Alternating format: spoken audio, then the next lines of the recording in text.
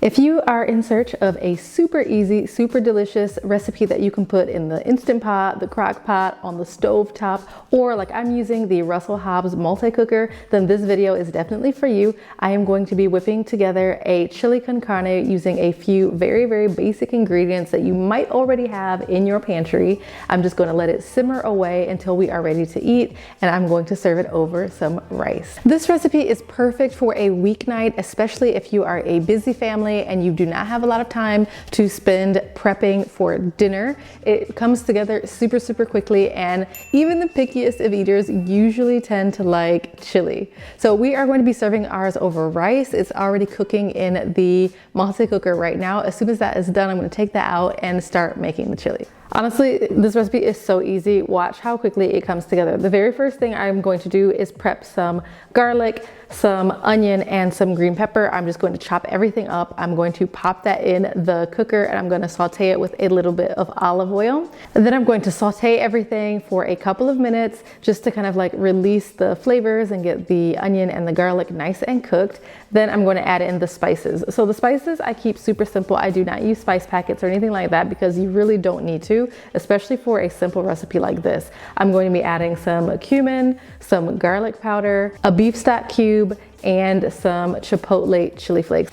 And instead of chili powder, I am actually going to be adding hot sauce, but only at the end, because this is a recipe that is perfect for my daughter. I have a 1-year-old daughter, and she will love this. She loves really, really flavorful foods, but I can't make it too spicy, otherwise she won't be able to eat it. Next, I'm going to add in my 2 canned goods. I am going to add in 1 can of tomatoes. Now these happen to be whole tomatoes, but you can use crushed, you can use really anything in a can, whatever you have and whatever you prefer. And then I'm going to be adding in some red kidney beans. Then I'm going to add in some veggie stock or some beef stock or whatever stock cube I have to hand. I think today I actually have beef stock. And because I have a little bit of passata left over, I'm going to add that as well. Now, chili is definitely a recipe I make a lot without meat at all. This is a very, very easy to make vegetarian meal, but in today's recipe, I'm going to be using some ground beef. I'm going to use around 200 grams of ground beef. Now, this is a recipe that's going to make,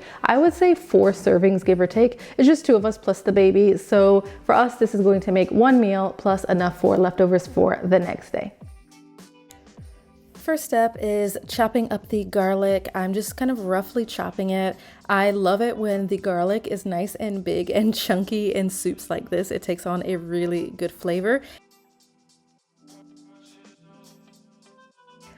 So yeah, roughly chop the onion as well, just like you did the garlic. You just don't want any huge pieces, but you don't have to spend too much time on it. You want this chopped up and into the pot in less than 5 minutes. Throw a few splashes of olive oil into your pot and then put your chopped onion and garlic and give it a little stir.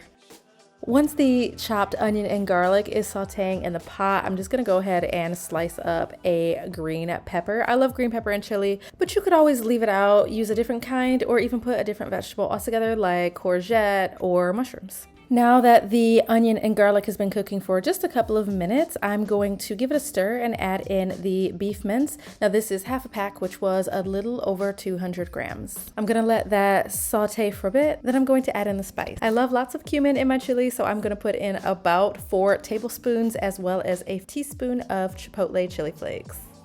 Now it's time to add in the canned tomatoes. I've got some cherry tomatoes actually. These give a really sweet flavor to the chili, and it is cooking down nicely. You've got the beef mince, the garlic, the onion, and now the cherry tomatoes and the spices. And next I'm going to add in a can of kidney beans. This is the last step before I add in the beef stock and the passata.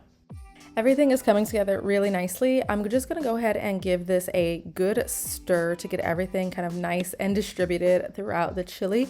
And because I'm using cherry tomatoes, I'm just gonna use my spatula and kind of like smash them down a bit just to break them up and let them release their delicious juice. Now I'm gonna put in around a 1/4 cup of passata into the pot, and the stock cube, I've just added around 500 mils of water to that as well. I'm just gonna give it a little stir, and then I'm gonna add in that chopped up green pepper right at the very end.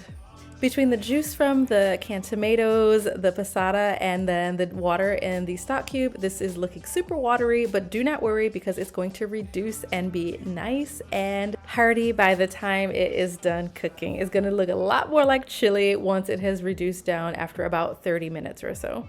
Y'all, I was so happy with how this came out. Honestly, it had so much flavor with only just a couple of ingredients.